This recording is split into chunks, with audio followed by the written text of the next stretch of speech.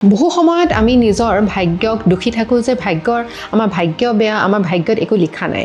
কিন্তু এইখন কিতাপ দ্য কম্পাউণ্ড ইফেক্ট, এইখন কিতাপত এটা কথা বৰ ধুনীয়াকৈ লিখিছে যে অপৰচুনিটিজ বা আমাৰ কাৰণে সুবিধা তেতিয়াহে মুকলি হয় যেতিয়া আমি নিজৰ ওপৰত বিশ্বাস কৰোঁ। সেয়া লাগিলে আপুনি বিজনেছৰ ক্ষেত্ৰতে হওক, এণ্টাৰপ্ৰিনাৰশ্বিপৰ ক্ষেত্ৰতে হওক, বা আপুনি যিকোনো এটা পৰীক্ষা দি পেলাই এটা চৰকাৰী চাকৰি লাভ কৰাৰ ক্ষেত্ৰতে হওক। প্ৰথম কথাটো হৈছে যে আপুনি নিজৰ ওপৰত বিশ্বাস কৰিব লাগিব।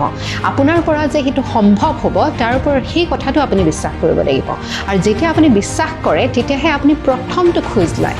কাৰণ কি আটাইতকৈ বেছি ভয় আমি প্ৰথমটো খোজ লওঁতেই থাকে, আমাৰ মনৰ ভিতৰত থাকে।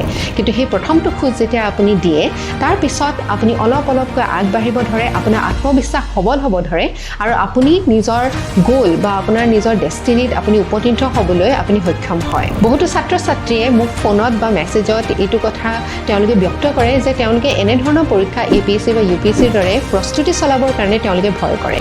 কিন্তু আপোনালোকে যদি প্ৰথমটো খোজ দিয়ে, এই চিলেবাছটোনো কি হয়, ইয়াতনো কি কি পঢ়িব লাগে, কেনেধৰণে পঢ়িব লাগে, প্ৰশ্ন কেনেকুৱা ধৰণৰ আহে, এই কৌতূহল লৈ পেলাই যেতিয়া আপুনি প্ৰথমটো খোজ দিয়ে তেতিয়াই আপুনি সাফল্যৰ দিশত এটা প্ৰথম খোজ দিয়াৰ দৰে হয়। আৰু আপোনালোকৰ এই যাত্ৰাত সহায় সহযোগ কৰিবৰ কাৰণে কেৰিয়াৰ ক্লাছে আপোনালোকৰ কাৰণে লৈ আহিছে বহুতকেইটা ধুনীয়া ধুনীয়া কোৰ্চ, য'ত আপোনালোকে ইণ্ডিভিজুৱেল ছাবজেক্টছো লৈ পেলাই আমাৰ লগত প্ৰিপেৰেশ্যন কৰিব পাৰে, প্ৰস্তুতি আৰম্ভ কৰিব পাৰে, বা আপুনি সম্পূৰ্ণ কোৰ্চটো লৈও আপুনি ফাউণ্ডেশ্যনটো নিজৰ সবল কৰিব পাৰে।